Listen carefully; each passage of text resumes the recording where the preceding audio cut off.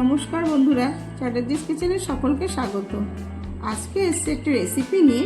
রেসিপিটি হচ্ছে পটল চিংড়ি। আপনারা সকলেই বাড়িতে বানিয়ে থাকেন, আপনাদের খুবই পরিচিত।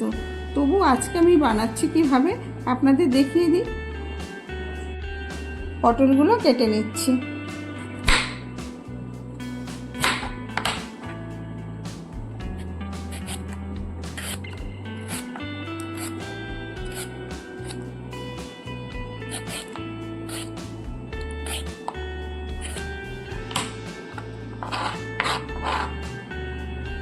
পটলগুলো দু অর্ধেক করবো।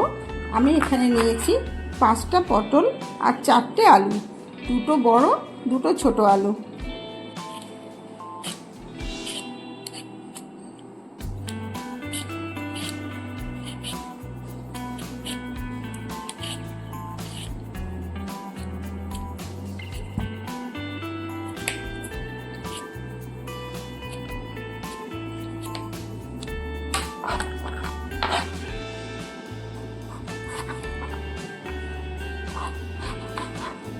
একটা আলুকে আমি 4 ভাগ করে নিচ্ছি।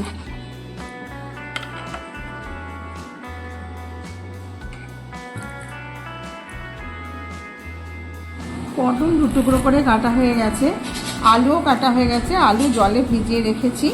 পটল আলু চিংড়ি বানানোর জন্য 2 কোয়া রসুন, 3 ইঞ্চি মতো আদা, একটা বড় পেঁয়াজ, এইগুলো কুচি কুচি করে কেটে নেবো। রসুন আর আদাটা পেস্ট করে নেব। একটা টমেটো পেস্ট করব, তার জন্য কেটে নিচ্ছি।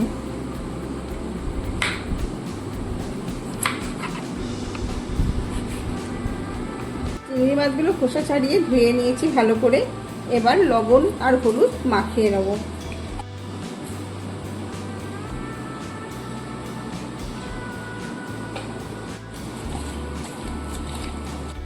কড়াইয়ে সর্ষের তেল গরম করতে দিয়েছি, তার মধ্যে একটু হলুদও দিয়ে দিয়েছি যাতে গায়ে না ছেটে।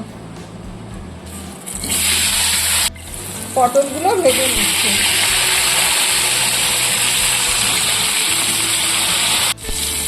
পটলগুলো যখন ভালো করে ভাজা হয়ে গেছে, এবার তুলে নিচ্ছি।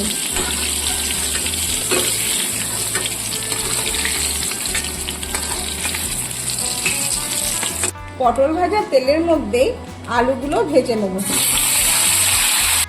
আলু ভালোভাবে ভাজা হয়ে গেছে, এবার তুলে নিচ্ছি। হলুদ লবণ মাখানো চিংড়ি মাছগুলো ওই একই তেলে ভেজে নিচ্ছি।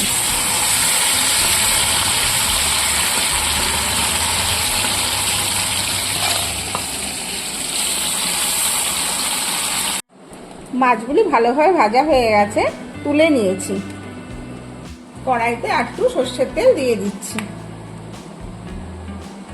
এর জন্য 2টো তেজপাতা আর একটু এলাচ আর দুটো দারচিনি দিয়ে দিলাম। শুকনো লঙ্কা ফোড়নে দিয়ে দিলাম। ফোড়নগুলি ভাজা হয়ে গেছে, গন্ধ বেরিয়ে গেছে। পেঁয়াজ কুচিগুলো দিয়ে দিচ্ছি।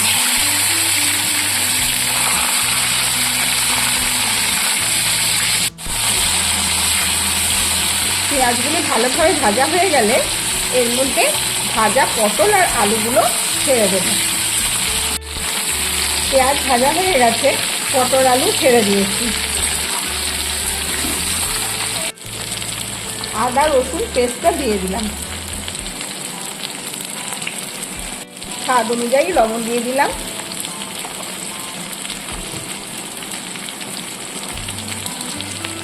একটু হলুদের গুঁড়ো, 1 চামচ জিরে গুঁড়ো, 1 চামচ ছোট শুকনো লঙ্কার গুঁড়ো।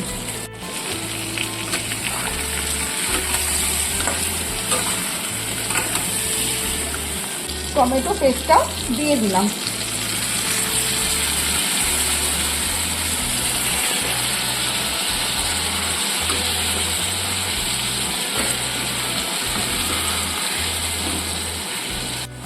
স্বাদের জন্য একটু আখের গুড় দিয়ে দিচ্ছি, খুব বেশি না, অল্প একটু।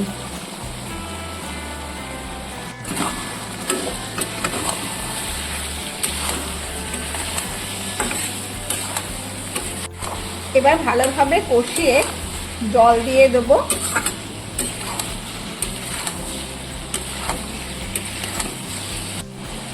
দেখুন কষে গেছে, তেলটাও ছেড়ে এসছে। এবারে জলটা দিয়ে দিচ্ছি।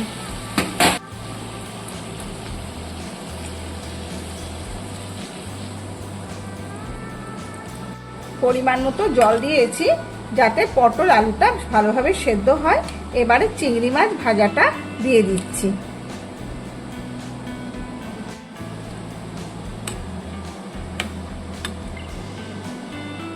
এটা ভালোভাবে ফুটে গেছে। আর দেখুন আলুগুলো ভালোভাবে সেদ্ধ হয়ে গেছে, পটলও সেদ্ধ হয়ে গেছে। আর একটু জলটা শুকিয়ে গেলে গরম মশলা গুঁড়ো দিয়ে নামিয়ে নেব। গরম মশলা গুঁড়ো দিয়ে নামিয়ে নেব।